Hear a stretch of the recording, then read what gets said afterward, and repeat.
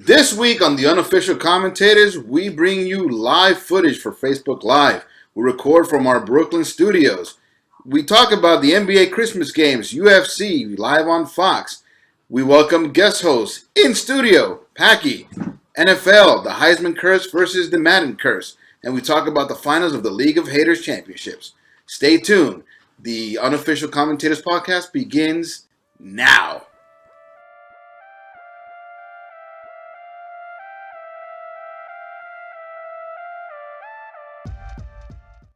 And we are live for the Unofficial Commentators, straight from Brooklyn, guys. We're recording here. We're on Facebook Live right here. We're going places, fellas. This is what? Episode, what is it, Jay, already? Episode? Do we label these? Yes, we labeled them. I believe it's episode 15 already that we're in. So, Yeah. what a coincidence. We're live from Brooklyn. This is actually a big opportunity. Remember, guys, I record from Santo Domingo. I'm here in New York. And today, man, we have a great episode. I'm going to be focusing on both cameras while we talk. There's a lot of posing here. Chop, chop. This is awesome, man. I love it. I love it. All right, so for today, man, we got NBA Christmas games. We're going to go over those games in the NBA. Mm-hmm. UFC, we got a lot to talk about the UFC. We got the Ali Act. UFC on Fox 22, which happened last week. We'll go over some fights and, of course, talk a little bit about Elijah Faber, who just retired. NFL. California kid, not so Yeah. much a kid anymore. The Cali kid. NFL, man. Heisman versus Madden Curse. What's up with that? Celebrations. And we're going to talk a little bit of football, you know, a little bit instructional on the cadences. A lot of people ask about that. Yep. And, of course, fantasy football. It's finals for most fantasy leagues. Except that one league you're in. Oh, my God. That's frustrating. How are you going to go to... Don't get ahead of yourself. How are you going to get to the finals in Week 17 in fantasy? Don't, Makes no don't sense. get ahead of yourself. Anyway, Makes no sense. so guys, we're here live in Brooklyn, and I'm welcoming my co-host Packy in studio.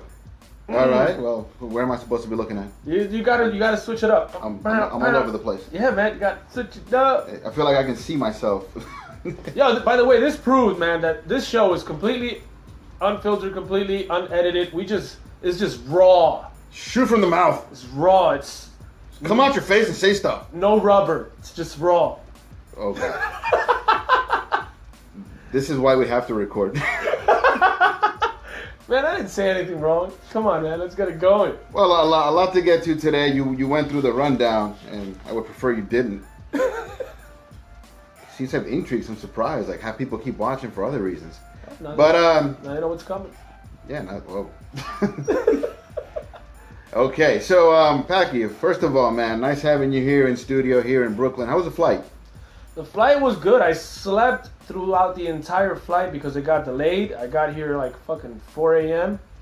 I woke up when the plane landed. That's what woke me up, the landing. So I was dead completely. My neck was stiff. It was good. I'm here. It's cold as hell. I'm happy to hear that. I slept through the entire story. I mean, I don't know what else you want me to tell you. That was terrible. I was expecting a much better story. Okay, anyway. We're not only raw, we're also unplanned, apparently. I mean, I don't know what to tell you, man. So it's a sad day for me, though, being a Giants fan. We were actually out to see that Giants game, and the Giants single-handedly clinched the NFC East and also the home field for the playoffs for the Dallas Cowboys. So, boo to them. Boo, Giants. All while we were watching the game, Packy's telling me, like, you know, you guys have a chance to win that Eli Manning famous 2-minute drill. It's pretty cool, man. You might actually do something. But remember what I told you. I mean, he's only thrown 2 interceptions, and he can still throw a third. yeah, he rarely throws a fourth. Rarely. Like if he already had 3 interceptions, you guys would have won that game. Because he would not have thrown a fourth. I think you told me he rarely throws a third. No, he rarely throws a fourth.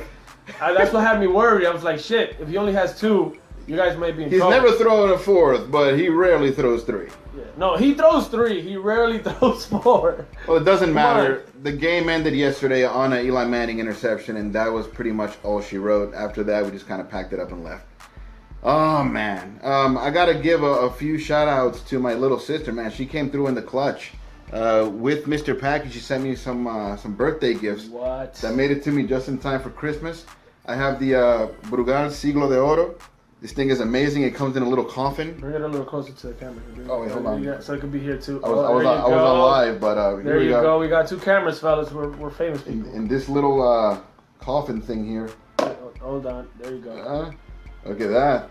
Thank you for that. I'm also rocking a new hat thanks to my little sister. Proud to be Dominican. Yeah, my sister better step up. My little sister better step it up. Yo, Maylene, if you're watching this, come on. Or listening to this, because remember, we also record this in a podcast. It's officially Unofficial Commentators podcast. There's doubts if she listens to this? I don't know. I mean, she's not really... Maylene, when you listen to this... Yes, when you listen to this. She's not cool like that, and she doesn't give me those cool presents. But she's a nice sister. She's cool. All right, so... By the way, we have a Christmas tree here in Jay's studio in Brooklyn. I don't think it's coming out on the live. Oh, it's not coming out on the live broadcast. It's only coming out on the... There it is. There's a Christmas tree. Merry Christmas. Merry Christmas. Yeah, man. It's almost there. So, speaking of Christmas, the NBA is famous for its NBA Christmas games and their NBA Christmas uniforms and all that stuff. After you pig out on Christmas Eve and, do all the gift giving and everything, spend the entire day with the NBA. Funny day we're going to have on Christmas Day, actually, because usually Christmas is dominated by basketball, but it's going to be a Sunday this year. So it's going to be head-to-head with a lot of football stuff. No. Actually, football moved most of its games to Saturday. So most of the games are coming in on Saturday for football. What? Yeah, there's only like 3 football games on Sunday. So Get the heck out of here. Yup. You didn't know? What? Well, I know now. Thank God I was watching the Unofficial Commentators and I got a chance to hear that. Yeah, look, as a matter of fact, I'm pulling up the schedule right here on my phone. Saturday has most of the games, and Sunday there's only 2 games. Baltimore versus Pittsburgh at 4:30, and Denver versus Kansas City. So it's not much to compete with NBA. Divisional games, though. Yeah, 2 divisional games, important games, but they moved entire football Sunday to Saturday. Those games still mean something. So everybody's going to play on Saturday, which means we have NBA for Christmas. All right, so tell me, what am I looking forward to in the NBA Christmas slate? First game we're going to go over is Boston versus New York. Old school rivalry, not just in basketball, but literally in everything that has to do with sports. Boston and New York. True. Also, division matchup, and the Knicks are doing pretty good. They could topple the Celtics this year. Yeah, except by the way, the Knicks had a great game yesterday versus Orlando. They did pretty well. The only thing that concerns me is that Kristaps Porzingis came out hurt. He said he bumped knees or something and he fell. You know how you ever bang knees with somebody and you feel like that chilling pain going through your bones? Like it feels like a little bit of nerves, but I think he'll be back. I mean, Christmas is Sunday. They played last Thursday, so they should be fine. I think if Kristaps does not play, there's no way that these guys are going to be able to win against Boston. New York has been pretty good on the boards all year. They're ranked in the top 3 in rebounds per game. And I went over, I don't have the exact stat for every game, but I went over their last couple of games. They've won 2 out of their last 5. And in the 2 wins that they have, they out-rebounded the other team. In the other games that they lost, they were out-rebounded. So without Kristaps, that could be concerning, actually. Because what do you think the starting lineup would be? Would they bring in Willie Hernan Gomez to start at power forward? Or would they bring in Brandon Jacobs, move Carmelo to power forward, and go small? So it all depends. It's going to be tough to. I think Kyle Quinn killed yesterday, and I think he came in relief of Porzingis. So why not start O'Quinn and Noah, and just fill in the rest? Melo, Derrick Rose, and Courtney Lee. I'm not so much concerned about the starting lineup itself. Yeah, I think the Knicks could struggle against Boston, even though it is in the Garden. If they don't get Kristaps, if Kristaps comes back, I think they should win this game easily. But otherwise, I'm not convinced. Easily? Yeah, easily. I'd say easily. Wow. They've looked a lot better. They're going to out-rebound Boston. Boston is not very good with the rebounds, and to me, I think that plays a major part, especially with the Knicks playing all this ISO. They get all these shots shot up. So if they get rebounds and get second chances, the Knicks can make something out of it. They're pretty good about the rebounds, but they're more of a defensive rebounding team, though. I hope Derrick Rose can shut down Isaiah Thomas. Isaiah Thomas has been... No. balls to the wall. No. I mean, Isaiah Thomas has been great. When Isaiah Thomas is fine, but when have you known Derrick Rose to play any defense? None, but I'm hoping he can do something. So I mean, he just went off in his last game. Is he going to magically learn how to play defense? Well, it's more of an attitude thing. I mean, he has the athleticism to do it. He's just lazy, just like Melo, man. That's what they've always said about Melo. He could do it, but he just doesn't do it. Yeah, I don't think anybody's going to shut down Isaiah Thomas. That's going to be tough. If anything, let him get his points and have the bigs battle it out and just shut down everybody else. Like, you're not going to...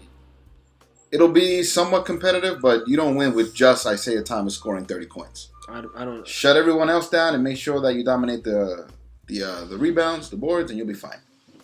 Oh, let's see what happens. All right, so the next matchup we got on slate, it is the finals rematch. Rematch of the finals, that's right. Golden State versus Cleveland in Cleveland, man. By the way, I got to say this. So Golden State got humiliated, losing a 3-1 lead versus Cleveland in the finals.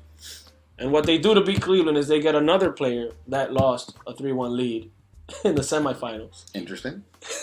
And Kevin Durant. So it's interesting how that's going to work out. What do you think about that game, man? I foresee very little defense. No J.R. Smith for Cleveland. Yep, that's an important development. J.R. Smith is considered their, as ESPN just told us a moment ago, their biggest floor spacer. Honestly, he's the only shooter in Cleveland that has any kind of range.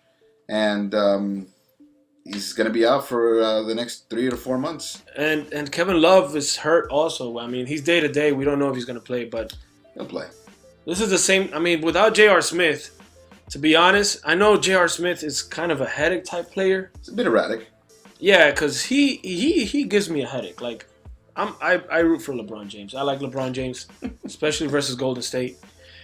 I know I'm a Raider fan, people, but I'm not a Golden State fan. I'm not from Oakland. I'm just a Raider fan. It's a long story, I'll tell you guys. I think I've already mentioned it in other episodes. But the point is, without J.R. Smith, I just don't think that Cleveland has the firepower to keep up with Golden State, man, in this game.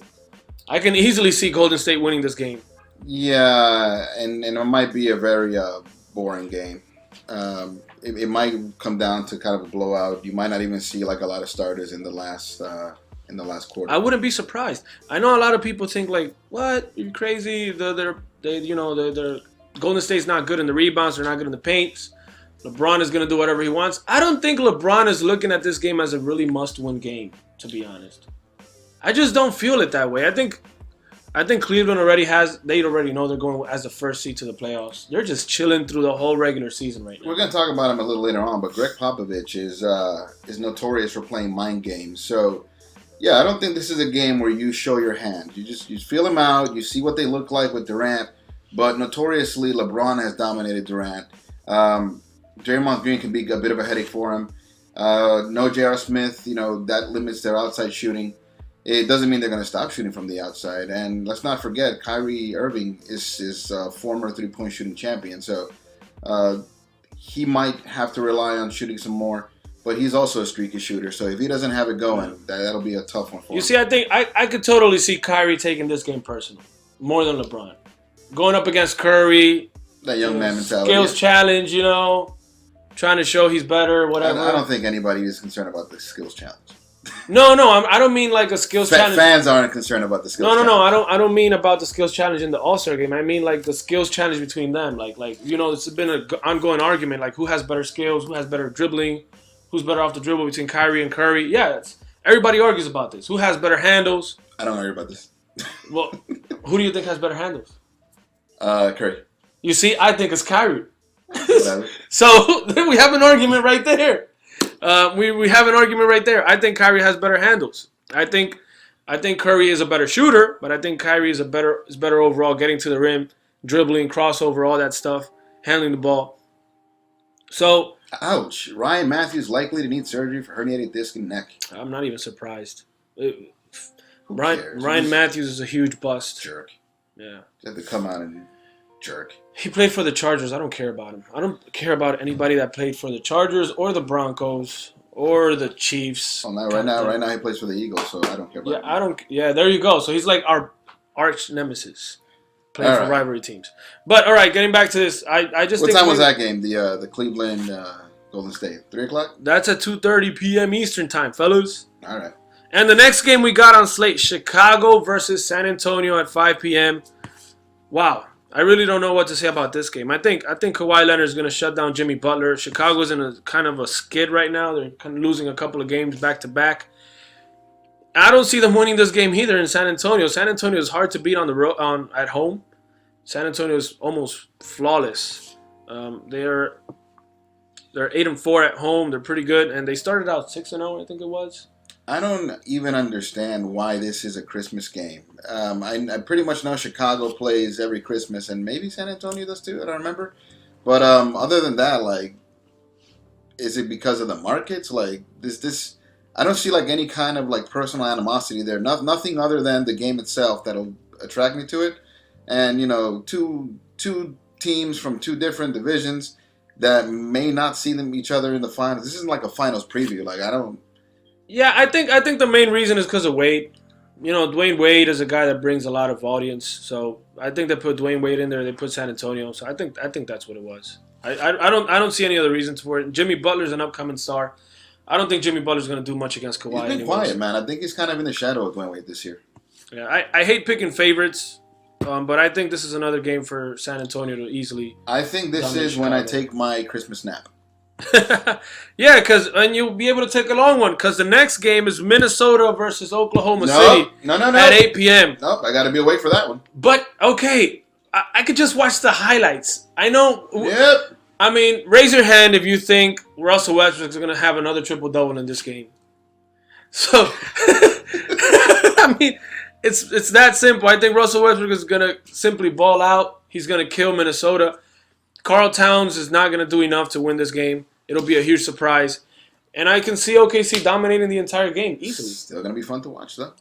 Yeah, but it's like what I'm saying. I can see it in the highlights. The previous game, San Antonio and Chicago, I think that's going to be kind of a snooze fest. Like, if either team, well, no, I know San Antonio scores a whole bunch of points, and it's not like Chicago has amazing defense, but I can see that going to another blowout. So I'll take a good nap there. But we can flip to football in that part also. Oh, yeah. You can flip to football. Correct, yeah. I'll watch some football there. But Minnesota and Oklahoma City, those are teams that are probably both going to go over 100 points. Mm-hmm. There's the prospect of Russell Westbrook getting another triple-double. He's chasing a triple-double record, by the way. I'd say he says he's not. Can you believe that? Well, no. I mean, I don't think he goes out with the intent of getting a triple-double, but they kind of happen. He says, I'm not stat stuffing. I'm not looking for stats. I'm just trying to win games. Correct, and he's winning. Where most people thought they were going to be lying. The worst team in the West, they are winning. I think he's lying, bro. I think he's lying. I think he is very interested in simply getting all his triple-doubles. Ever since Kevin Durant went out last year and the year before that he was playing alone, all he was doing was looking for those triple-doubles. I think he's still doing that more than ever. He wants that MVP. He wants to be the starter in the All-Star game. And he knows he's not going to win a championship with the team he has. He's just trying to get the most out of what he can for himself. I don't care what he says. And I don't really understand why. Like, you signed a contract extension, so there's no plans. You're not showcasing for anyone. No, he's showcasing for himself. He's like, all right, I'm not going to get any finals. I'm going to get mines. That's what I can totally see that mentality. Like, if you're not going to get finals, might as well get, all the awards. He's looking for that MVP. He's looking for to be in the first team and the All-NBA team. He wants all of that. So I wouldn't be surprised at all. You think he gets MVP? I think it's going to be hard to beat James Harden the way Houston is playing right now. Because at the end of the day, it's going to go down to who has a better record. Interesting discussion. I have seen teams with worse records have the MVP of the league. And for all it's said, of the hot start that James Harden had, the talks on James Harden kind of cooled off. Well, there was this funny stat that I heard. No player has ever won an NBA MVP in a team with less than 50 wins. So Russell Westbrook has to get 50 wins at least to be in the conversation. He can definitely get it, but it's a tough challenge, man. I can see OKC maybe rarely barely scraping 50 wins. I don't know if they will, but I think Houston will for sure. The way they're shooting. Well, that's still something to be said there. And the last game for the NBA Christmas games. It's at 10:30. I'm definitely not gonna watch that game. I'll probably be wasted on eggnog by then. LA eggnog. Ponche. You drink that shit? Oh, I love it. I brought a couple of bottles from DR. I love it. Yeah. Okay. Yeah, man. Why you hating, bro? Oh, not at all, man. Knock yourself out with that X stuff. I could drink liquor too. I'm gonna drink liquor too. I mean, it's Christmas Day. I don't want to hear you tell me anything when I'm drinking my stuff. The Raiders are probably gonna beat Indianapolis on Saturday. I'm gonna be all happy and shit. A little bit hungover from the 24th. Coconut flavored vodka, by the way. I already drank mine. It's funny you say that. Hold on. So I was drinking this apple vodka right here. I drank the shit out of that just before we even set up. So, LA Clippers versus LA Lakers. Oh man, after the really hot start that the Clippers had, they kind of went back to Clippers form. There's a famous clip over there, like they've pun intended. Pun intended. Okay. the clip's gonna clip. Yeah. There's a clip on the Clippers. The clip's gonna clip. So the clips are clipping, and Blake Griffin back to his normal shenanigans. See, there he is, nursing an injury. Yeah, and I think we could say the same for the Lakers. Everybody was like, "Oh, the Lakers, Luke Walton, he's awesome. He's bringing them back. They're 1-9 in their last 10 games, and they're back to reality." Well, it's not like an incredibly impressive team overall. They've had some injuries. They got Julius Randle hurt, Larry Nance Jr., which is pretty cool at Duncan. Jose Calderon has been a Larry Nance. Yeah, Larry Nance. Wait, we're saying that Blake Griffin is hurt, and you mentioned Larry Nance? Well, that's what the Lakers have.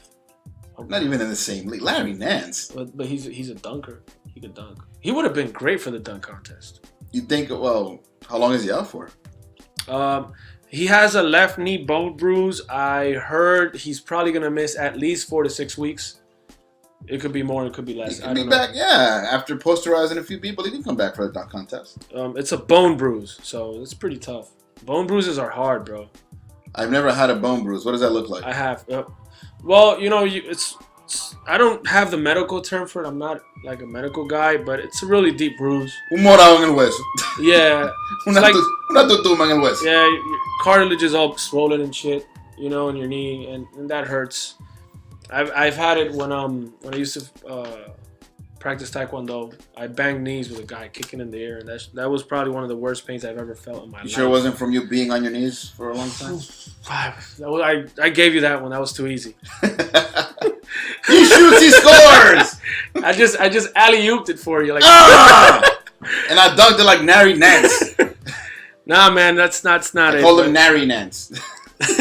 What the hell is that? But in all honesty, I think the Clippers should still win this game, regardless, without Blake Griffin. They'll win this game. Yeah, the Lakers, unfortunately, they're back to reality. I don't see anything in the Lakers right now that Lou Williams is probably one of their best scorers. I don't see Lou Williams outscoring anybody in the Clippers. I think JJ. Don't say that. I think outscoring anyone? Lou Williams can score, bro. Yeah, but you got not anyone, because obviously but I mean like anybody. He might be the leading scorer in that game. On the perimeter, I mean Chris Paul, JJ Redick. I like what they can. I mean Chris Paul doesn't score that many points. He's more of an assist guy. But he does score points, man. Yeah, he'll get like 17 and 11 or something like that. He'll probably school D'Angelo Russell.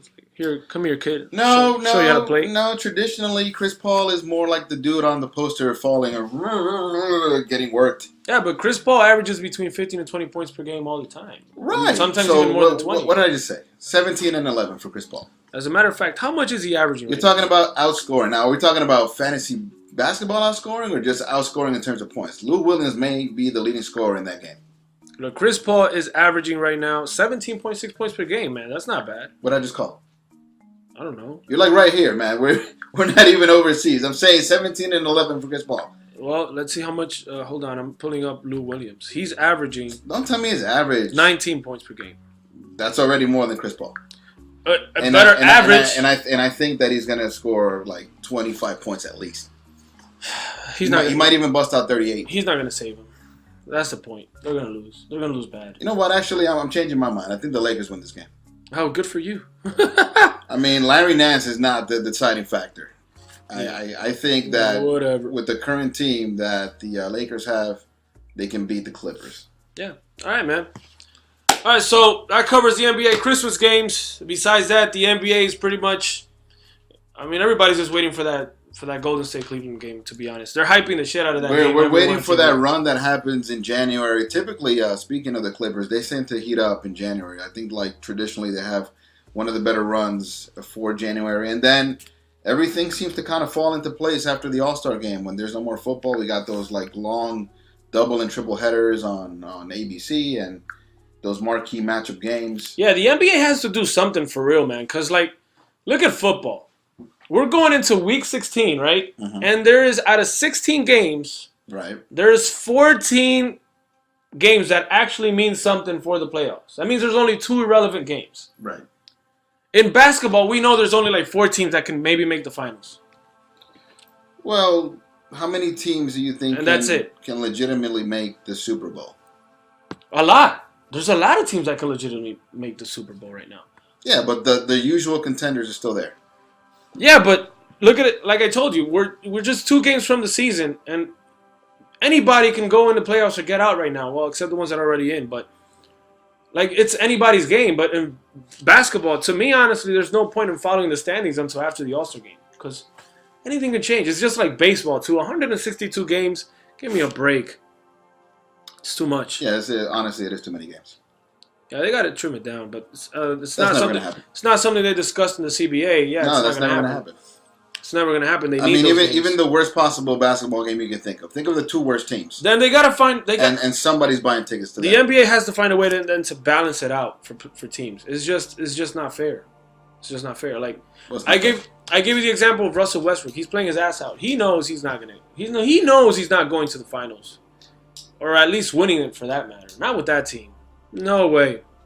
So he's just gonna play for himself? Yeah, but right now, if you're playing football and you're playing for the Buccaneers, somewhere in the back of your head you think, all right, if we make the playoffs, then maybe we can upset the first match and go from there.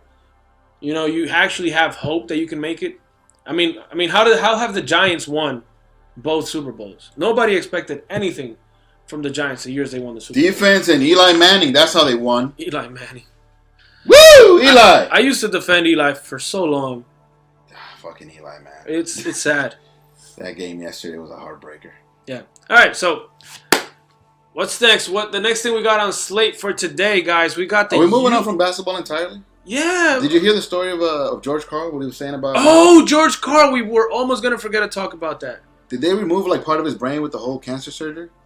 I gotta be really careful with what I say here because we are live. We are recorded.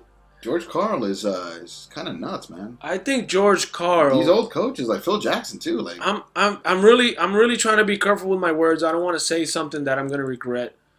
But George Karl is crazy. Wow. Crazy is the nicest way I can put it. You don't think the media kind of like misconstrued his words? He wrote a book. Oh, there's nothing for you to misconstrue. He wrote a book. And all of this that came out from Carmelo and everything else that he's talked about, it's about the book. I don't know if you can look up the name of the book. I don't really care. Yeah, there you go. It's in his upcoming book. But Carmelo laughed about it, so that pretty much tells you about it. Carmelo didn't even mind this that's all these things he said. Yeah, it's kind of his attitude, man. That's why they call him Melo. Yeah, George Karl is... God, I mean... I don't want to say... I'm going to have to say it. He's kind of a douche. I mean... just look at the way he's left his last teams. Look at the way it ended up in Sacramento. The snake in the grass comments with Boogie? Yeah, it was retarded. So this guy, he really has some ego problems. I mean, he really wants to be the center of attention for everything. That's the only thing I can think about. And he'll say anything to get anybody's attention. Including that crap that he just spit out about Melo. There was a thing we were talking about yesterday about, having a really good coach and a good GM. There comes a point where you do something for so long, you just kind of start slipping. Like, I don't think at this point, for as many games as he's won, that he's a good coach. What, is he not taking his medication then? What's he slipping on? I don't know. Because he's not even coaching right now. And every job he's taken, and ever since Denver, it's been crap. He hasn't been good at it. Poor guy. All right, let's move on to that UFC then. Yeah, man. So on Saturday, we had UFC on Fox 22, which is a fight night. We got to see Elijah Faber retire. We got to see Sage Northcutt, Get his ass whipped. That's what we saw. He's supposed to be like the new real deal, the future of the UFC. They're trying to build up his character. He's kind of young. And we saw Paige VanZant, which something that UFC is trying to do exactly the same. It's like Sage Northcutt female version. Have you Paige VanZant. Yeah, it's Dancing with the Stars. She's pretty. She's American. She's perfect. Perfect to market in the UFC. And that didn't work out either. So, all right. So I'm not gonna go over the entire card. Nah, we don't have to. It wasn't a crazy thing to do there. So Uriah Faber basically dominated. Brad Pickett was his name. Yeah. Took him to school. Yeah, he basically showed him why he's a perpetual contender, even though he's retiring. The Cali kid. The California kid, almost 40 years old, kind of the California grandpa at this stage. I like the Uriah Faber. I mean, his fights were all fun to watch, to be honest. Yep. Even though he lost every single title fight that he had in the UFC, which I think were the only fights he lost until one recently. Yeah, he would always climb the ladder, and then you just come up a little bit short. Wow, that's sad. And that's not a play on the fact that he's only like 5'3". That's a messed up way to go out, man. Always climbed the ladder and still couldn't change the light bulb. You know, to me, Uriah Faber is one of these athletes that I really wish he would have had a chance at a title. I mean, he couldn't even win an interim. Wait, hold on. What do you mean he would have had a chance? He had a chance. He just kept losing. Yeah, I worded that wrong. I really wish he had a title at some point in his career. He did. In the UFC, nobody cares about WEC right now. Okay. Especially back then when he had the title.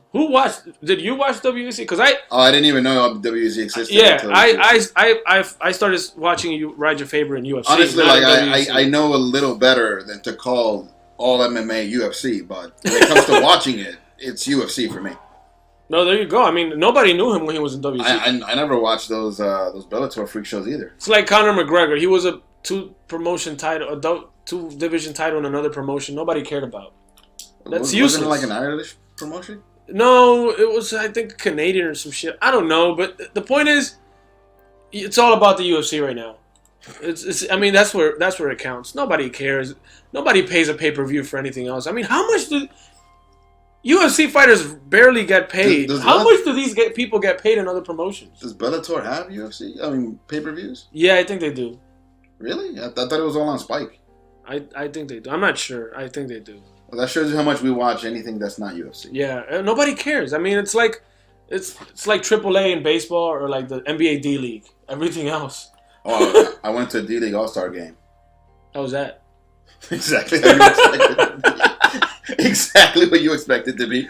It's like, yay, great play from who's that guy? I hope I see him one day. And you never saw him again. All right, so Uriah Faber, I think, had more than one opportunity to close out that fight with his patented rear naked choke and guillotine. And that actually went the distance, but it was totally lopsided. He won unanimous decision over Brad Pickett. The next fight was Sage Northcutt versus Mickey Gall. These two dudes are freaking ripped. Like, I'm seeing like their statuesque here, little pose. Like, think what you will, but damn, these dudes are freaking ripped. So, they look like those little G.I. Joe dolls they used to make. Especially Northcutt. I mean, if you would have seen the weigh-ins, Northcutt looks like he's a fucking card. He looks like an anime. Good Lord. Like I don't want. I mean, no homo, but he looks like a fucking anime. Yeah. So, in all honesty, Sage Northcutt, I think, he's doing it all wrong. I was looking at the pre-fight hype thing, and he's working on his jiu-jitsu, and he has his jiu-jitsu coach because, he got submitted before he got submitted again. How would you do it differently? And he's working on his submissions and his jiu-jitsu. He's like, in the last 2 months, I've learned more than I learned in the last 5 years. If you could advise Sage Northcutt, what do you tell him to do differently? But what I don't understand is if Sage Northcutt is such a great fighter standing up, why doesn't he work his takedown defense how all stand-up fighters do? So he can keep the fight standing. Yeah, why the hell you want to take it to the floor? I mean, why are you going to... My jiu-jitsu is good so I can, defend myself on the floor? No, you don't have to go to the floor. Stay standing, bro. Look at... Conor got better after Diaz at doing that. Right. By running, by the way. Yeah, but still, you're keeping the fight standing. Correct. Robbie Lawler, he made money standing up. That's what he does. He stands up. Johnny Hendricks stands up. He keeps it standing. I mean, that's... he's a good wrestler, though. He should... But he uses his wrestling for defense. He should try not to stand so much. Yeah, but he uses his wrestling for defensive techniques, not to take it to the floor. I mean, Mickey Gall has done jiu-jitsu all his life. You're trying to learn in 2 months what Mickey Gall has been doing in all his life. You really think you're going to win in the floor? It's not going to happen, bro. It's not going to happen. So I honestly don't think... I think he should try a different approach if he wants to have something in the UFC. It's too late for him to learn. I mean, look at Roy Nelson. Big Country is a freaking black belt in Brazilian Jiu-Jitsu. And he knows, it's like, shit, I got to keep the fight standing. Everybody's like, I didn't even know Roy Nelson was a black belt. Because he knows his power is standing up. So he just uses his jiu-jitsu to keep it standing. Not to defend himself on the floor. That's retarded. Well, it was a good fight. It was highlighted by a lot of Mickey Gall actually daring Sage Northcutt to taste him on the ground. Northcutt actually showed a little bit of backbone. He was like swinging away, just kicking crazily at Mickey Gall. But in the end, it all came down to defense and jiu-jitsu, and there's not enough of it in Sage Northcutt. I did like Sage's attitude during the fight. He was trash talking. He wasn't just all this smiley and shit. Mm-hmm. He was trash talking. He was challenging Mickey Gall to keep the fight standing. Gall. Mickey Gall, whatever. Gall is a gal is actually a word used for a Mickey. lady. Mickey Gall, is it? He sounds like a boxer from the 50s from Philadelphia or something like that, right? Yeah, like Mickey Ward. Yeah, Mickey Gall. Like, he sounds like a badass boxer coming from the bottom. But anyways, I really like what I saw from Sage. He just needs a different approach. Hopefully he'll do better next time. He's still young, 20 years old. He did connect a few times, so and on more than one occasion he got to Mickey's face, even cut him open. Yeah. Yeah, I didn't like Mickey Gall. I mean, I was sold on Mickey Gall as a fighter. I didn't like his latest call out though. Like, I like the technique, and now people are starting to expect it from him. Yeah. Like, who are you gonna call out this week, or for your next fight? And he goes, Dan Hardy. You made a great point, because I was talking about that while I was watching the fight. I'm like, I wonder who he's gonna call out now. While he was fighting, I was like, if he wins this fight, who should he call out? And I'm thinking, by the way, at this point, we didn't know he was going to go down to 145, because he said 155. I'm sorry, he said he's going down to 155. I don't agree with that move either. No. I think he's going to have to go back up to 170. He's too big for 155. I think he's looking for that Conor McGregor money. I'll be honest. And honestly, maybe it is easier for him in 155, because Wonder Boy and Tyron Woodley, they're going to dominate that division for a while. That's going to be hard to get. Yeah, but if you're the third name when mentioning Wonder Boy and Tyron Woodley, and actually we should mention Woodley first as a champion. So when you mention Tyron Woodley and Wonder Boy, and then you have a third name who's always chasing and maybe one day gets a chance, I would rather be in that mix than in 155 where you have 150 different names. Yeah. But, I mean, going back to what I was saying, Cowboys coming up at 172. Yeah, it's tough. It's a tough division. I mean, I understand the move. I just don't think it's going to be great for him. But thinking about who he should have challenged, I'm like, all right, I think he should call out a veteran that hasn't fought in a while. Okay. That'll bring out some attention. And that he can beat, because that veteran is no longer as good as he was before. Right. But it'll mean something if he wins. So the only name that came to my mind, was perfect, was Carlos Condit. You should call out Condit, right now. And I think Condit is too skilled. Well, I think he's too skilled for Mickey Gall to finish it, but it would be a platform for him to show his skills. Well, think about when Sage Northcutt lost his first fight and how everyone was kind of viewing Sage. He wasn't that impressive dominant force that he was. Mm-hmm. He lost a lot of the backing, a lot of the brass that he had behind him. So after winning 3 professional fights, you don't want to go out and challenge Carlos Condit. I would go out, and let me tell you something. That's too much. Mickey's jiu-jitsu is the real deal. I mean, that move he did on Sage to submit him, that was impressive, the way he took his back. Yeah. That was nice. I mean, he just flipped it, and I was like, what? He had him grounded, and the talk was why didn't he go for ground and pound? And he just said, I'm going to go all in on the submission. And that's how he got him. Obviously, Sage might have found a way to get out of the ground and pound.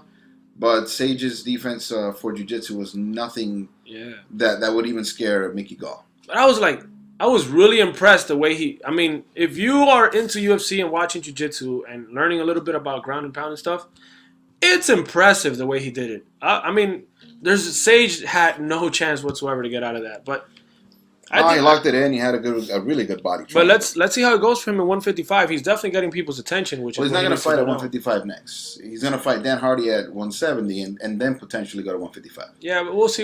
And I don't even know what the situation is with Hardy. Like, I've heard him talking, but it's not a slam dunk that he's just going to walk into the UFC and fight again. I don't know. We'll see. But at least he got people's attention, though. That's a start. Yeah, he is undefeated. His name is out there, and we're still talking Mickey Gall. So the main event of that match of that Fox card was Paige Van Sant and Michelle Watterson. Is that her name, Michelle? Yeah. I don't even know this Michelle lady, but by the way, I must say they are both beautiful. My God, they're hot. Both of them. Okay. Wow. Yeah, man, keep going. I just had to say that. Okay. I mean, when they were fighting, they just kind of seemed like, a little blind to me, but okay, yeah. No, man, they're hot. I can see how you can kind of like back them up. And what was going on there? Like, it wasn't a marriage proposal. I think they're already married, or fiance or something. Like Michelle Watterson won, and there she is, kissing the husband or whatever. You lose a lot of followers that way. Yeah. All I can tell you, though, about this fight specifically is that UFC is trying to build up Paige, kind of like what they were trying to do with Northcutt. She's young, she's pretty, she's American. I think you said that already.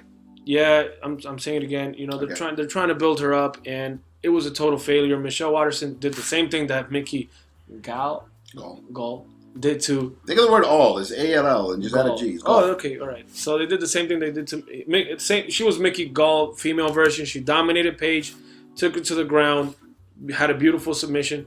Paige, I gotta say though, Paige is a warrior because she did not tap out.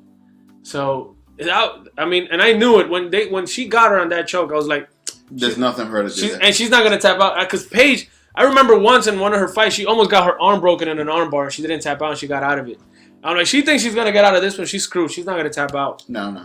And effectively, she didn't tap out. She passed out real quick. No, she only passed out. Yeah. She didn't tap out. She just passed out. Yeah, she just passed out. And it was a good fight for her, but Michelle Watterson looked way superior. What do you mean it was a good fight? It was entertaining. I mean, you don't really see a lot of entertaining fights. I thought it was a bit of a letdown after Gall and yeah, well, it wasn't better than the Northcutt and Gall fight for sure. But it was a good fight, especially for the female version. The female division, anything that has nothing to do with Joanna Jędrzejczyk is kind of boring in that division. Like, look at it. This was actually refreshing to watch to me because female fighting at what division is it? What is it that they call it? Flyweight, 125. Yeah, that 120 is it flyweight. I believe they have the same names as the male counterpart. So yeah, 125 is flyweight for male and female. Yeah, well there you go. For flyweight, there wasn't much to see females besides Jędrzejczyk. So I actually liked the fight, and I'm glad to see what I saw from Watterson, to be honest. All right, well, whatever. They're both stars on the rise. I don't think they're going to stop pushing Paige Van Sant because she lost this fight. She just needs to get back in the gym and get better. Yeah. She has the attitude, man. I'm telling you, she's a warrior. Right, so I'm listening to the Sonnen podcast, and he's interviewing Randy Couture, and they're talking about this thing called the Ali Act. Now, it's difficult to wrap your head around all of the nuances of the Ali Act, but I heard some things that kind of like made me raise an eyebrow and go, this is a little bit interesting here. So. Overall, just in general, what the Ali Act is trying to do is trying to make MMA kind of like a United States governed institution, right? So effectively, it would, in a sense, take away a lot of the power from the promoters to basically pick and choose and make fights, and it's going to fall strictly under a new system of ranking where you absolutely, if you're a champion, you have to fight the number one ranked fighter. Like, the way that it is right now, I don't have any other way to describe it other than an absolute clusterfuck. Yeah. It's just like, pick a name out of a hat. And I was reading into that, and you know what worried me the most about that is that in the Ali Act, I read that boxing promotions have to report their earnings to the fighters after the events. Okay. And it kind of gives more power to the fighters, and it gives them, and they actually have the right to demand a percentage of those earnings. As of right now, UFC does not report that. I don't know if UFC was the first organized mixed martial arts promotion, but back in 1993, which is now 23 years ago, that's basically the only kind of MMA that I knew. And it seems like the promotion itself has grown by leaps and bounds while the fighters are kind of still in the same pot. Mm-hmm. And they've been slowly adapting changes. And since 1993, like 2016 has been the year where like the fighters are finally showing some backbone and some unity. Mm-hmm. Like there's this Ali Act, which is trying to empower more of the fighters. The MMA, give them a bigger slice of the pie. The MMA Fighters Association. MAAAA.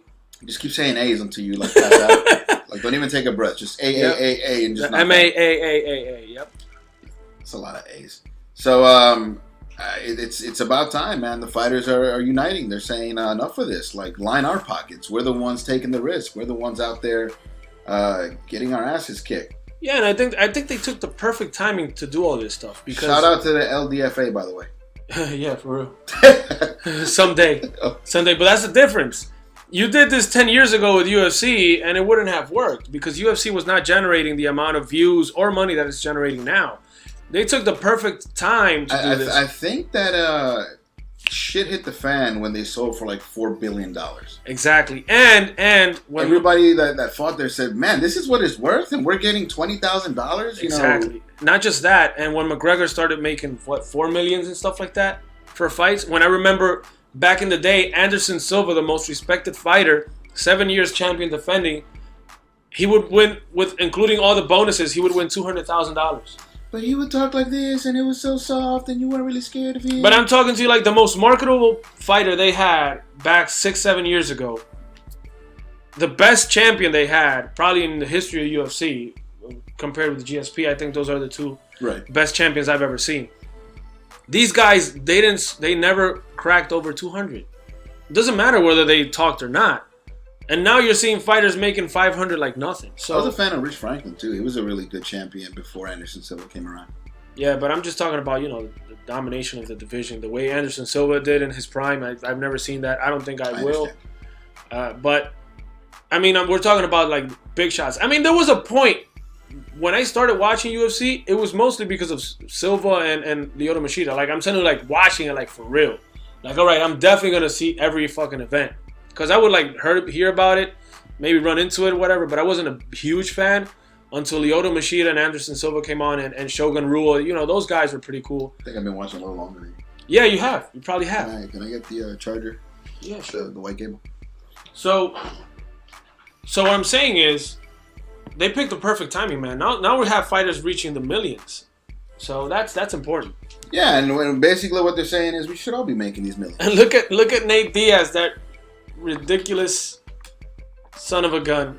He said he's not. Call me if you offer me $20 million. That's right. That's what he should do. $20 million. Mm-hmm. I mean, he could have said 1 or 2, 3 maybe.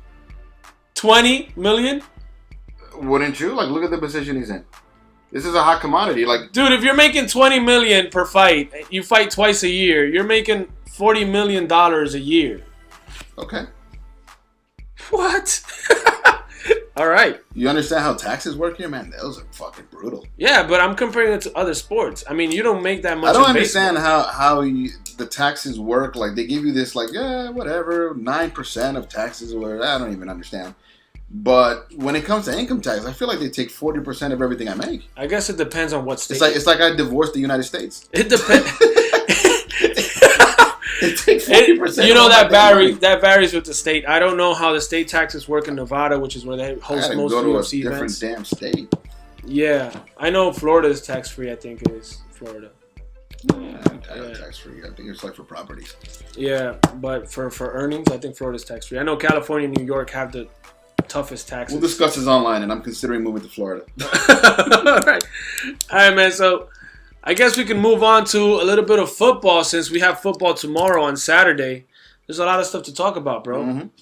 I mean, first of all, I know you had something in mind about the Heisman and the Madden Curse. Right. Gronk just got hurt really, really bad a couple of weeks ago. May be career ending. Maybe career ending. He's on the Madden 17 cover. And regarding the Heisman, well, the Heisman's have. So here's what happened, right? And I don't know if I'm the only one who thinks this, or I'm not trying to toot my own horn. What the hell is this garbage? What? Yeah, just resume. We're resuming the Facebook Live, people.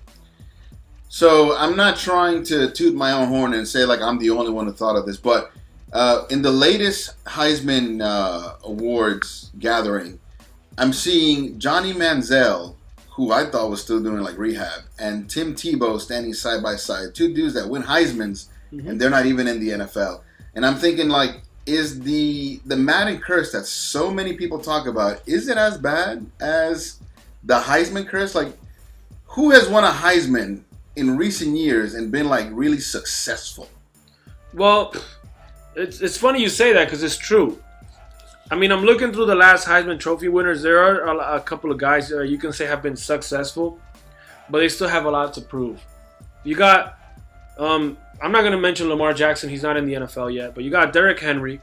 He still has a chance of being something. Okay. Marcus Mariota and Jameis Winston were back-to-back. Pretty good. They have a chance to win. I mean, even the Madden Curse skips a year or two. Like, yeah. Last year was Odell Beckham. Yeah, but I mean, yeah, he's still pretty good. It's different because I don't think the Heisman Curse is going to hit you on the first year. Right. It's something career, you know, okay. Like your career is not that good. So if you're a football scout and you're like trying to draft a guy, I would give no value whatsoever to having the Heisman Trophy. I completely agree with you there because the Madden Curse is like a next year thing or sometimes most times. But you have Cam Newton who had his best year. He won an MVP, but what is Cam Newton now?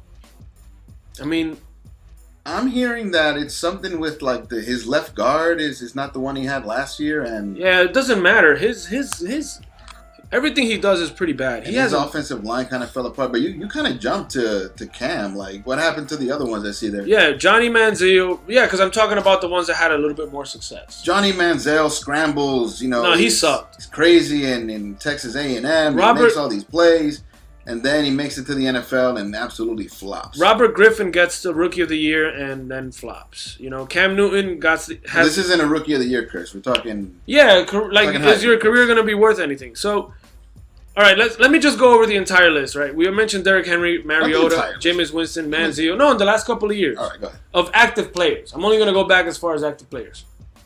Johnny Football, Robert Griffin, Cam Newton, Mark Ingram. Nothing. Sam Bradford, nothing. Tim Tebow, nothing.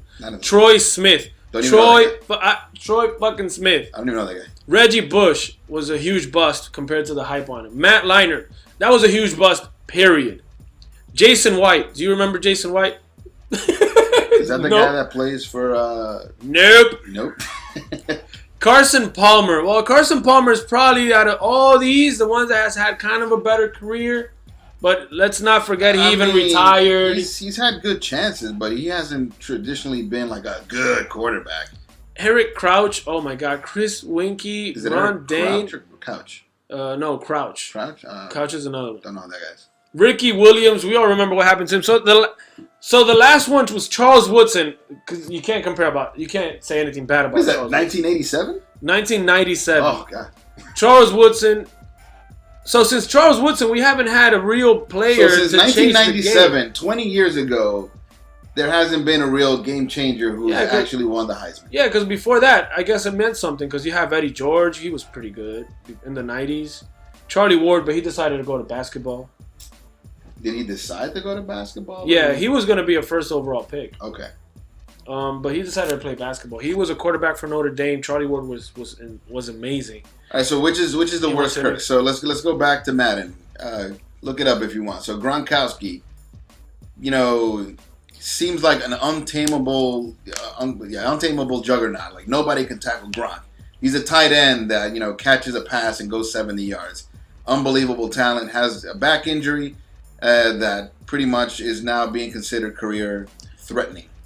I mean, it depends how you want to see it, but in my opinion, I'd stay away. Before that, it was Odell Beckham. Yeah. He had the best year of his career, I think, last year. It might have just been opportunity, but no kind of significant. Remember, you had Peyton Hillis in there? You're jumping way far back. Yeah. But before that, it was Richard Sherman. Richard Sherman was like a really notable name, and now I only see him in the news for controversy. Like, his numbers aren't what they used to be. He stuck around, but his numbers aren't what they used to be when he was calling out Skip Bayless. Well, they don't throw his way as much as they did back then.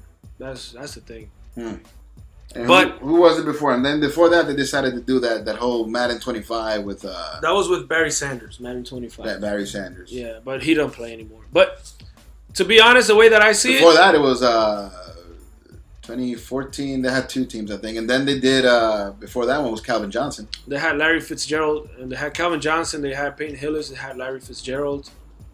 They all went through the Madden curse, and Calvin Johnson, especially Calvin Johnson, because after that Madden cover, he got hurt every year. Every year until he had to retire. Until he retired. But I think the worst one, man, I think is the Heisman. I'll put it to you this way: if I'm scouting and Lamar Jackson is in the draft, I would not draft him. Although they say Lamar Jackson might be the next Michael Vick, whatever. I'm afraid of Heisman Trophy winners. But maybe Mariota and Winston will be the difference because these two guys, Winston looks like the real deal. He's coming up. He's coming up. Winston is a good player. Mariota also looks nice. But I said that about Cam a couple of years ago, and now I'm taking it all back. But Cam Newton's not a bad quarterback, man. I don't know. I'm not convinced anymore. His mechanics are flawed. Oh, dude, you're jumping the gun. I'm jumping the gun. I think he'll come back next year. 5 years in the league, and his mechanics have gotten worse, or stayed the same. So bad that he made the Super Bowl on a 15-1 season. Yeah, but that was last year. He made a Super Bowl. He had an MVP season. with a bunch of scraps at receiver. Yeah, he did a great job. And who the hell were running? Like, what were his skill players? But let's not forget, his defense was one of the best. And on top of that, what changed in his defense other than Josh Norman? And on top of that, he went through a hot streak of about 10 games. And Cam Newton depended a lot on his running skills. And as you see this year, that's not working so much. I think he's pulling curses his way, though, because we've often talked about how the dab is a curse in sports, too. Cam is just a Kaepernick that lasted longer to me now. Because Kaepernick's skill was running. Cam's skill was running. That's why he opened up everything. Now he can't run as well as he used to. So I'm honestly not convinced Cam Newton is going to be an elite quarterback for the rest of his NFL career. I think he'll be a starter. He'll be okay. Is he in the Pro Bowl? No, he's not in the Pro Bowl. Oh, that sucks. Drew Brees is not in the Pro Bowl. That hurt. To lead the league in yards and touchdowns and not make the Pro Bowl. He's on pace for 5,000 yards. It's not just a slap in the face. It's a kick in the dick. Oh, my God. I mean, I can make a case for Stafford in the Pro Bowl the way he's played, and he's not in there either. Yeah, Stafford has played pretty good. We thought he would collapse without Calvin Johnson, and he's proved us all wrong. Yo, for real. But all right, so I think the Heisman curse is real. Looking at it, I wouldn't call it a curse. I'd call it a red flag, though. Like if you're drafting a player, I don't think anyone's called it a curse. Just don't give it. I may be the first. Look it up, Google it, and see if it comes out. Yeah. Heisman curse. I don't know, but when comparing the two, we always talk about the Madden curse. I think that if you are getting a Heisman trophy, you're signing your death sentence. Yeah, I would put no value on the Heisman Trophy whatsoever when you get to the NFL. It means absolutely nothing. Team Tebow won 2 of them. No, he won 2 national champions. He's a great... He's a what? A great what? Football sports commentator. Oh, yeah, he's a good commentator. Yeah. I was looking at college football commentating the other day, and I'm like, the 2 commentators were Matt Leinart and Brady Quinn. I'm like, what, you have to be a bust in the NFL to get a job as a college commentator? Those who can't do... Should have been oh, whose phone is that? That's mine. The hell? This is Facebook Live, people. Yeah, I'm sorry. My phone was supposed to be on vibrate. Get that bum ass Obama phone out of here. Yeah, it's the only one I use. All right, I wanted to talk football touchdown celebrations. I absolutely hate the fact that they're trying to kill the fun in the game this way. Yeah, we've often discussed the no fun league, but.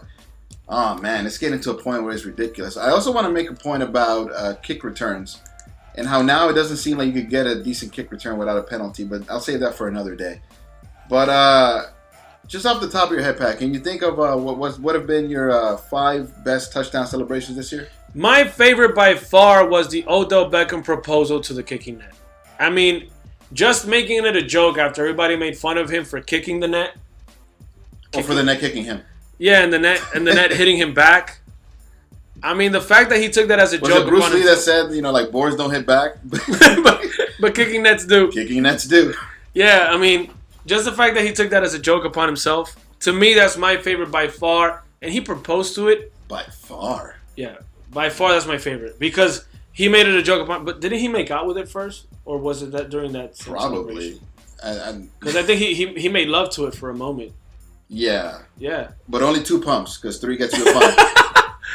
Oh my God! Not unless you go into the kettle, the Salvation Army kettle. That will get you a fine. You think he was pumping in there? No. If he did, he would have gotten a fine. Well, my favorite touchdown celebrations this year have to go to either Antonio Brown in the first week twerk, the week 1 twerk against the Redskins. I can't do that. I don't have enough flavor in my hips. And just about anything Antonio Brown does is funny as hell. Even better was last year though the kick return. Yeah. When he ran straight into the field goal post. That was perfect. Oh my God. I'm surprised he didn't hurt his nuts. I mean, did you see how he jumped into that? He's probably still feeling that. Wow, man. No, but Odell Beckham is by far, by the way, as a Giant fan, I think you should appreciate more. I love Odell Beckham as a football player. Outside of football, I believe he's a bit corny. No, man. Odell Beckham is. I don't like the Michael Jackson dances. The triple jump sucks. I thought that when he was doing like the whip and nay thing, he had like a little more personality. But these last few touchdown celebrations have been awful. How about this? Odell Beckham is the best thing that has happened to the New York Giants since Lawrence Taylor.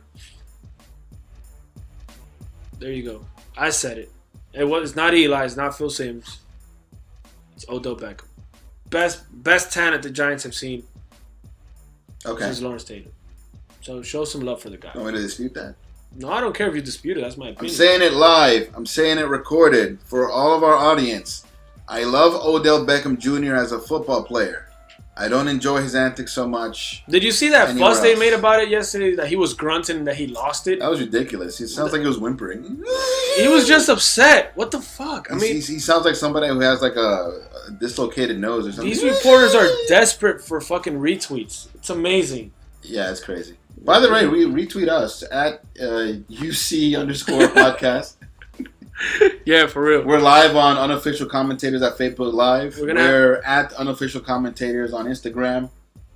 Yeah, we're going to have to start tweeting stuff like that. People having rants, but not really. I have a rant! Yeah. Jay lost it. I knocked over a mouse. Yeah. Blew my nose super hard. All right, so I know, Jay, you've been having... some of my fans have approached me. Some of our fans. Some of my fans. No, your fans. Some people have approached me and say, "Hey, man, you have a football show, right? What does it mean when the quarterback is yelling blue 42? And why does Peyton Manning always say Omaha, Omaha?" Omaha. And quite honestly, I was like, I have no idea. I used to play football not long ago, and all I remember people saying was, "Jay is the zero. Jay is the zero." And I'm thinking, fuck you guys. Jay's a zero is also equivalent to what you hear. You guys are the zeros. That's another term for what you hear on TV also when they say 52 is the mic. Or you hear that a lot? Or 50 is the mic. Eli Manning says it a lot. It's all about the drop the mic? Drop the 52? Nah, that mean it depends on the scheme that you're running. But for example, the zero, that's normally for zone blocking schemes. That means who the center has as a responsibility to block.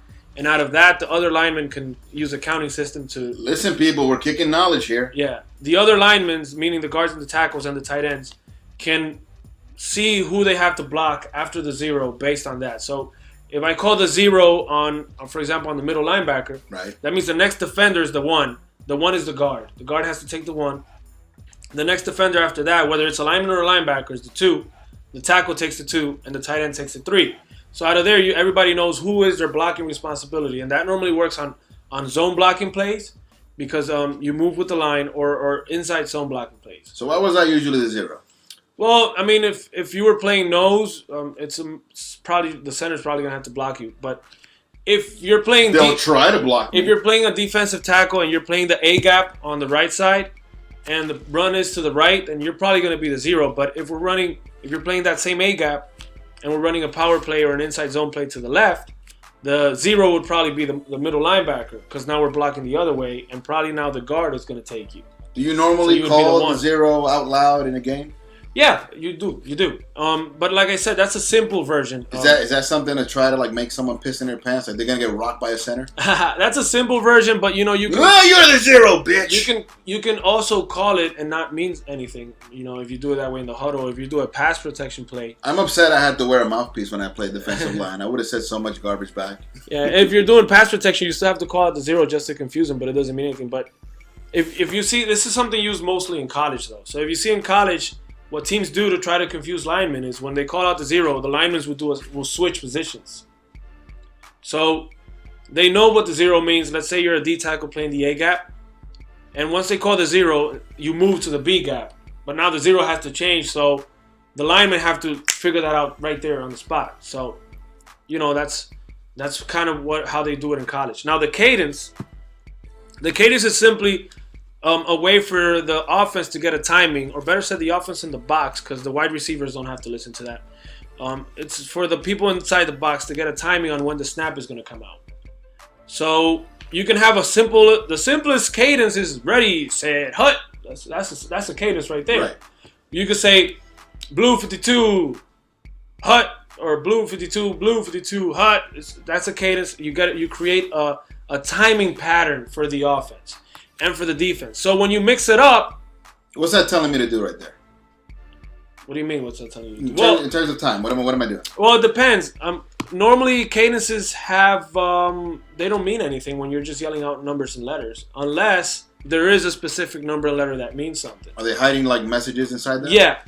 Yeah. So it could be as simple as this. Let's say blue 52. You have colors. Let's say you run colors. The colors. There could be colors that mean absolutely anything, nothing, and colors that do. So Peyton Manning used to do this a lot. Let's say I'm calling out an audible. Okay. Right? So let's say I called in the huddle. I called, let's keep it simple, an ISO play, a power play down the middle. I called in the huddle. So when he gets to the line, he's going to say, let's say blue means that there's absolutely no changes to the play whatsoever. Okay. And he yells out, blue 52, set, hut. But they don't snap it because they're going to snap it on 2. Then the defense moves around. You'd see Peyton Manning do this all the time. Boom. Now he knows what the defense is doing, but he already said blue doesn't mean anything. And then he's going to start out calling audibles like he's changing the play, but he's really not changing anything. It's just exactly the same. So I yell blue, do nothing, and I'm just going to make people think I'm doing but something. the defense thinks you're changing the play, so then the defense shifts and stuff. You're just playing with their heads. And the same way, it can actually mean something. There's a lot of teams that actually even call... you'd hear Drew Brees do this a lot. Teams that call 2 plays in the huddle. Right. There's a first play and a second play. And once they do the cadence and they see that the defense moves, they call kill, kill, kill. Kill means kill the first play, we're running the second play. But the defense doesn't know what the second play is. Has anyone ever got killed when they No. they yell kill? No. So it's more of a timing thing to try to get the defense off balance more than anything, and at the same way try to communicate audibles to your players. Audibles are normally done with signals and stuff like that also, so the players can see. But I saw again, some Eli Manning signals yesterday. You're signaling belly button. Yeah. Belly button lint. Belly button lint. Hand signals are a must when you're on the road because you can't really hear what your quarterback is yelling if you're a receiver. So hand signals are pretty much a must. But that's pretty much what cadences are. You'd see Aaron Rodgers is probably one of the best at doing what they call. I'm still interested in this, but I don't understand what you mean when you say timing. Yeah, timing, for the lineman to move. Otherwise, it's going to be a false start. Right. Because the whole point of the cadence is for the now offense. Is the whole team in on what you're saying? Like, do they still have to wait for the HUD? Or they know, after 3 blues, you're supposed to go? You call it in the huddle. You have to call it in the huddle. What the in the huddle, I'm going to say blue 52 4 times. And that's when we take off. Yeah, it's what they call the snap count. You got to give the snap count in the huddle. I mean, so the offense knows when you're going to move. And that's why you see false starts when somebody gets a brain fart. Somebody didn't listen to the snap count or somebody got confused and they jumped the gun. I think that cost us a game yesterday. Yeah, and you have to do it that way because otherwise, if the defense gets your timing, bullshit pass interference that wasn't called. If the defense gets your timing, those D linemen are gonna jump the snap so hard. There's no way an O lineman is gonna get a block on them, not fast enough. So you got to do it. So they have to wait for the ball to actually move. So the O lineman has that half a. So I'm simulating a snap.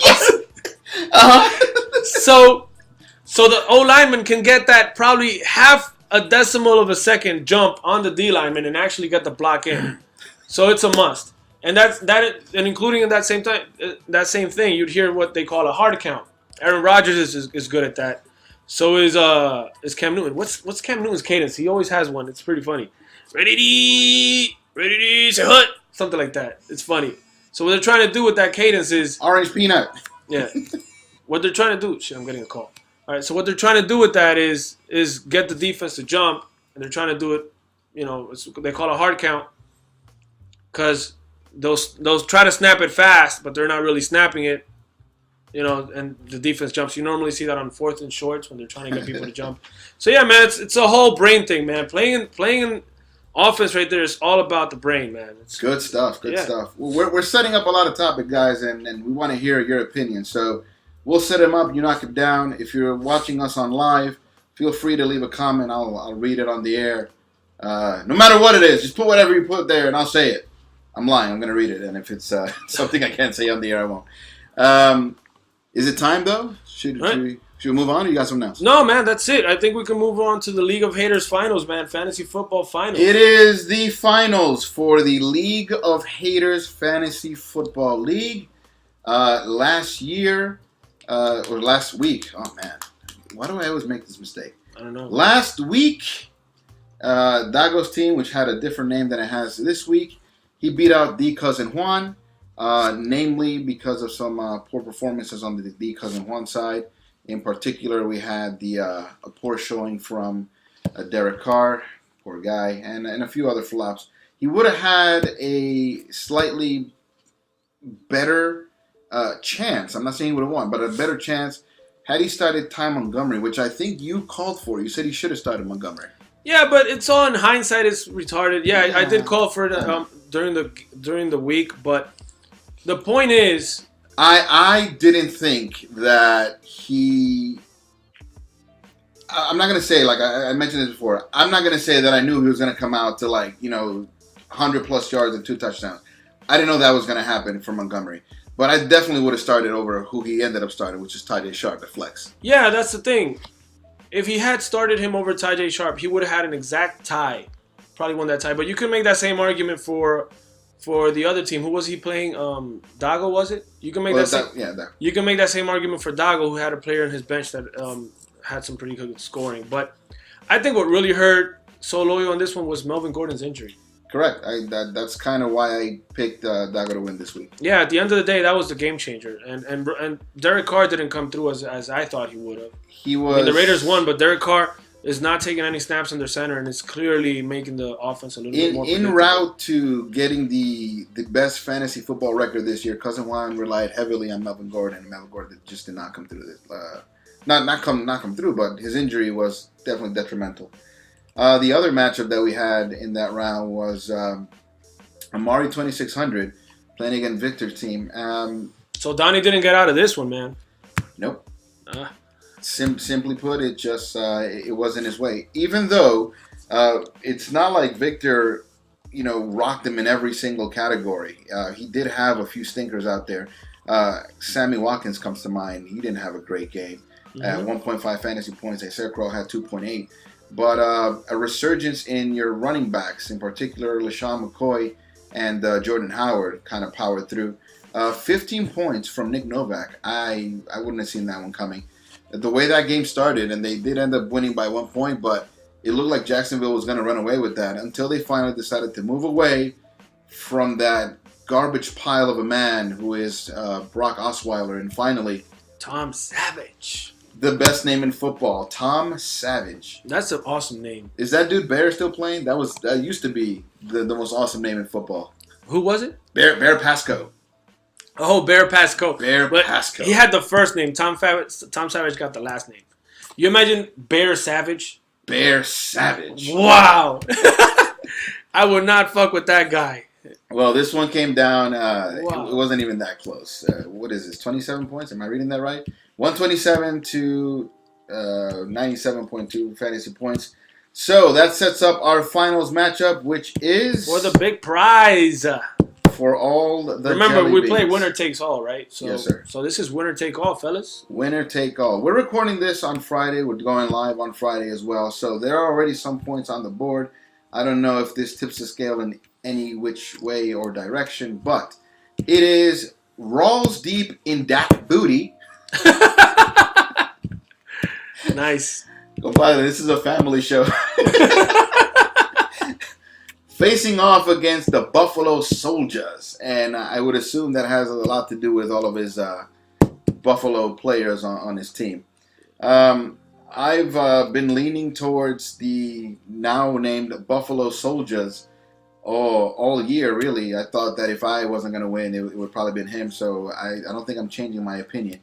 Even though the projected totals are kind of leaning towards Rawls deep in Dak booty. Before you say anything, just want to go ahead and mention that since we changed to this format, since we combined our two leagues and started playing for Jelly Beans, and by Jelly Beans I mean money, Dago has a chance to be the first player to ever win this twice. Yep. And if Victor wins, he would be probably the quickest rookie to a championship that we've had in the league. So he joined in like 5 games or 6 games into last year's season, and now he's in the finals. Note to everyone. I wanted to point out, I would keep this as a secret, but I have to share knowledge. Drafting quarterbacks in fantasy football is completely useless. Our 2 quarterbacks starting in the finals are Tyrod Taylor and Jameis Winston. No Rodgers, no Breeze, no Brady, no Big Ben, no Cam, no Carson Palmer. All these guys got drafted before these guys. No Stafford, nothing. So these are the guys. I'll finish. Trying to reconnect. These are the guys that are actually in the playoffs. Tyrod Taylor and Jameis Winston. So if you look at what these guys do have is Le'Veon Bell and LaShawn McCoy. So, and look at the receivers. Kelvin Benjamin and Tyler Gabriel on one side, and Sammy Watkins and Dante Moncrief on the other. I can't tell if Douglas is trying to do a little bit of trolling there. Kelvin Benjamin has been flat awful. I think he's taking his shot with it now. And Sammy Watkins.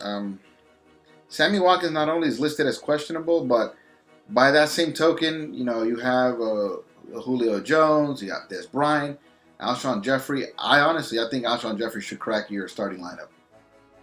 Yeah, well, I mean, at the end of the day, it makes the point that I'm trying to say. These teams are led by good running backs. 2 of the top running backs in the league.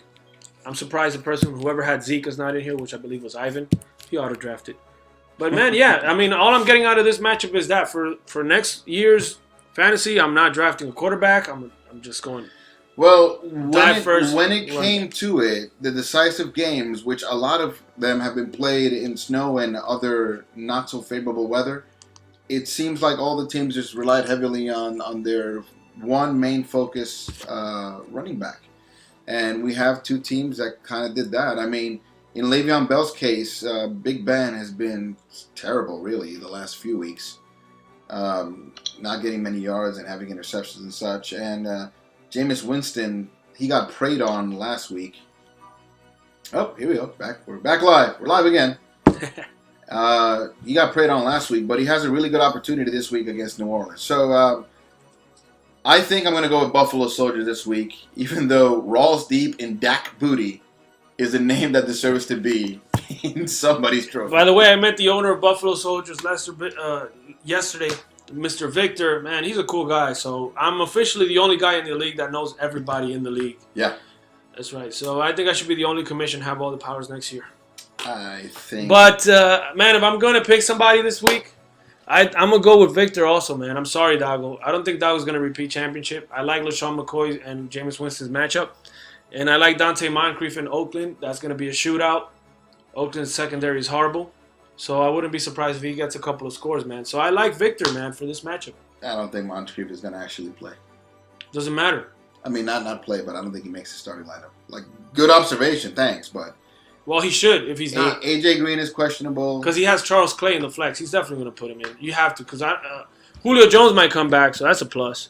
Julio Jones is playing. Jordan Howard's going to crack your starting lineup. Yeah, but... Des Bryant should be there. Alshon Jeffrey has to be there as well. Regardless, I still like that team better, and he should have Moncrief on the starting lineup versus Oakland. That's my opinion. Oakland's not good. They give up so many points. I think that whatever team Dago has up there right now is the team that he's going to pretty much roll with, and it doesn't look as impressive as the team that Victor currently has on his bench. Not at all.